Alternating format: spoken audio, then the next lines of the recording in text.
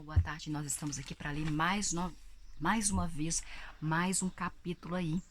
Nós estamos no capítulo 17, sobre uma breve história da humanidade com vocês. A vida na esteira. E a vida na esteira, hein, gente? Essa vida na esteira, na página 350. A Revolução Industrial produziu uma combinação sem precedentes de energia abundante, energia barata com materiais-primas abundantes e baratas. O resultado foi uma explosão na produtividade humana. A explosão se fez sentir, em primeiro lugar, na agricultura. Geralmente, quando pensamos na Revolução Industrial, pensamos em uma paisagem urbana de chaminés fumacentas ou no sofrimento dos mineradores de carvão explorados transpirando debaixo da terra. Mas a Revolução Industrial foi, acima de tudo, a segunda revolução agrícola. Durante os últimos 200 anos, os métodos de produção industrial se tornaram o sustentáculo da agricultura.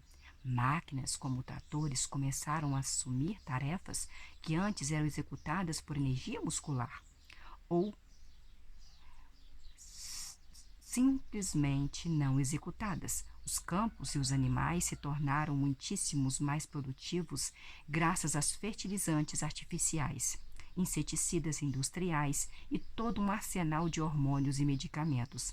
Refrigeradores, navios e aviões tornaram possível armazenar a produção durante meses e transportá-la de maneira rápida e barata ao outro lado do mundo. Os europeus começaram a se alimentar de carne fresca argentina e sushi japonês.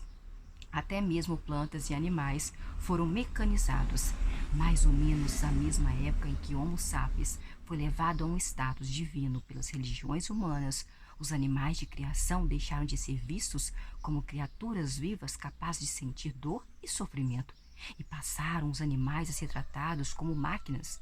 Hoje, esses animais muitas vezes são produzidos em massa em instalações similares a fábricas. Seus corpos são moldados de acordo com as necessidades industriais.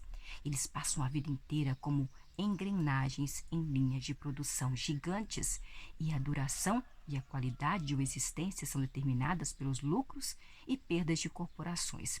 Mesmo quando a indústria toma cuidado para mantê-los vivos, razoavelmente saudáveis e bem alimentados, não tem nenhum interesse intrínseco nas necessidades psicológicas e sociais dos animais, exceto quando eles têm um impacto direto sobre a produção. Galinhas poedeiras, por exemplo, têm um mundo complexo de impulsos e necessidades comportamentais. Elas sentem desejos intensos de explorar seu ambiente. Elas têm vontade de picar, elas têm vontade de procurar alimento, determinar hierarquias sociais e construir ninhos, cuidar da aparência. Mas a indústria de ovos muitas vezes tranca as galinhas dentro de gaiolas minúsculas, e não é incomum exprimirem 4 galinhas em uma única gaiola. Cada uma dessas galinhas com um espaço de chão de cerca de 25 por 22 centímetros. As galinhas recebem comida suficiente, mas são incapazes de reivindicar um território. São incapazes de construir um ninho, ou são incapazes de se envolver em outras atividades naturais. Na verdade, a gaiola é tão pequena que, em geral, as galinhas não conseguem nem mesmo abrir as asas ou ficar totalmente eretas. Os porcos estão entre os mais inteligentes e curiosos dos mamíferos. Possivelmente só ficam atrás dos grandes primatas, mas as fazendas industrializadas de criação de porcos adotam a prática rotineira de confinar porcas lactantes dentro de caixotes de madeira tão pequenos que elas literalmente são incapazes de se virar, muito menos caminhar ou procurar comida. As porcas são mantidas nesses caixotes de noite durante 4 semanas depois de parir, tá, gente? Sua prole, seus filhos, é retirada para ser engordados, e as porcas são inseminadas com a próxima leva de leitões. Muitas vezes, leiteiras passam quase a vida toda dentro de um pequeno cercado, pisando, sentando e dormindo sobre a própria urina, sobre o próprio cocô, seu excremento. Elas recebem sua porção de alimento, recebem sua porção de hormônio, sua medicação de um conjunto de máquinas, e são ordenhadas a cada poucas horas por outro conjunto de máquinas. A vaca é tratada como pouco mais do que uma boca que consome matérias-primas e úbere que produz uma mercadoria. Tratar criaturas vivas que têm mundo emocionais complexos como se elas fossem máquinas tende a lhes causar não só desconforto físico, como também grande estresse social e frustração psicológica. Assim como o comércio de escravos no Atlântico não resultou do ódio para com os africanos, a indústria animal moderna não é motivada por animosidade.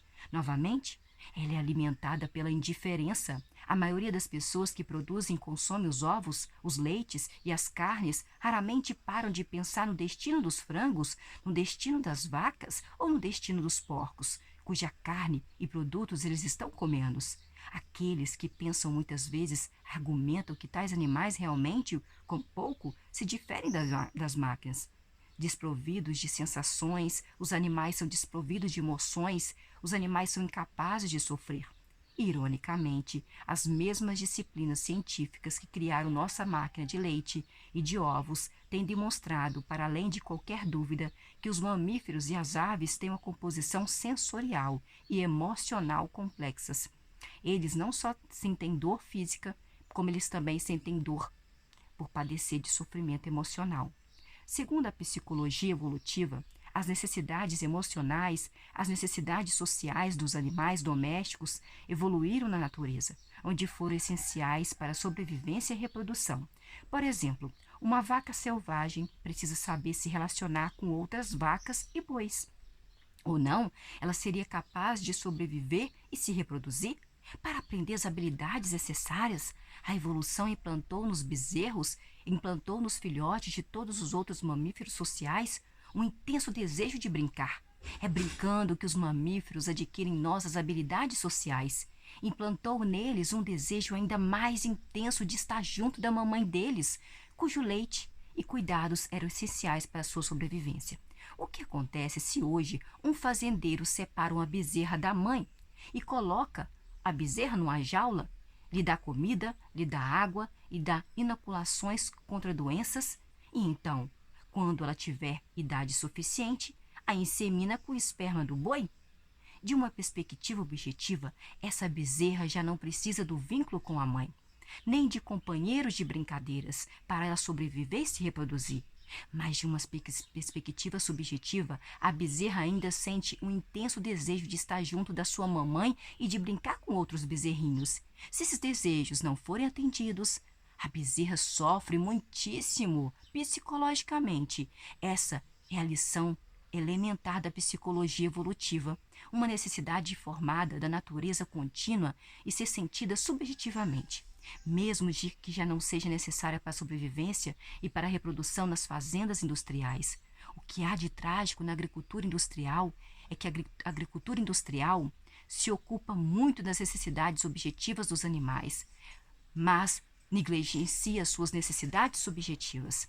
A verdade dessa teoria é conhecida pelo menos desde 1950, quando o psicólogo norte-americano Henry estudou o desenvolvimento de macacos.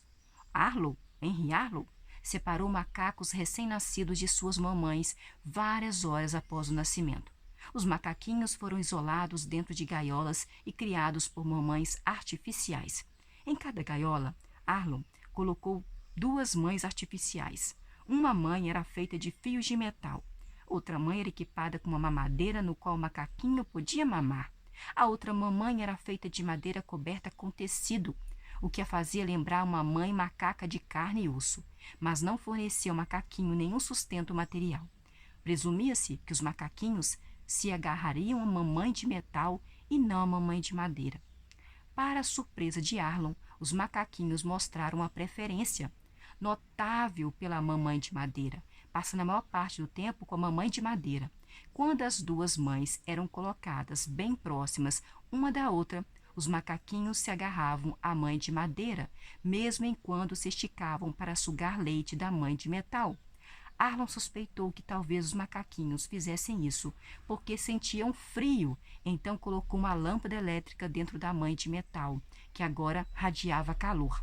A maioria dos macaquinhos, exceto os muito jovens, continuou a preferir a mamãe de madeira. As pesquisas seguintes mostraram que os macacos órfãos de Arlon, ao crescer, ficaram emocionalmente abalados, embora tivessem recebido todo o nutriente que se necessitavam. Os macaquinhos nunca se adequaram à sociedade de macacos. Eles tinham dificuldade para se comunicar com outros macacos. Eles sofriam de níveis elevados de ansiedade e de agressão. A conclusão era inevitável. Os macacos devem ter necessidades e desejos psicológicos que vão além de suas necessidades materiais. E esses não são satisfeitos. Aí, quando não são satisfeitos, sofrem muitíssimos. Os macaquinhos de Alan preferiam ficar junto da mãe coberta de tecido, porque buscavam não apenas leite, mas também um vínculo emocional. Nas décadas seguintes, vários estudos mostraram que essa conclusão se aplica não só aos macacos, mas também aos outros mamíferos, bem como às aves. Hoje, milhões de animais de fazenda são submetidos às mesmas condições dos macacos de Alan. Quando os fazendeiros rotineiramente separam seus bezerros, separam seus cabritos e separam seus filhotes, outros filhotes de suas mães, para serem criados em isolamento. Ao todo, dezenas de bilhões de animais de criação vivem hoje como parte de uma linha de montagem mecanizada. Há cerca de 50 bilhões desses animais são abatidos anualmente. Esses métodos industriais de criação de animais levaram a um nítido aumento da produção agrícola e nas reservas de alimentos dos humanos. Junto com a mecanização do cultivo de plantas, a pecuária industrial é a base de toda a ordem socioeconômica moderna. Antes da industrialização da agricultura, a maior parte dos alimentos produzidos em campos e fazendas eram desperdiçada, alimentando camponeses, alimentando animais de criação. Só um pequeno percentual estava disponível para alimentar artesãos, professores, padres e burocratas. Consequentemente, em quase todas as sociedades, os camponeses compreendiam mais de 90% da população. Após a industrialização da agricultura, um número cada vez menor de agricultores é necessário para alimentar um número crescente de operários e funcionários administrativos. Hoje, nos Estados Unidos, apenas 2% da população vive da agricultura, mas esses 2% produzem o suficiente não só para alimentar toda a população do país, como também para exportar excedentes para o resto do mundo.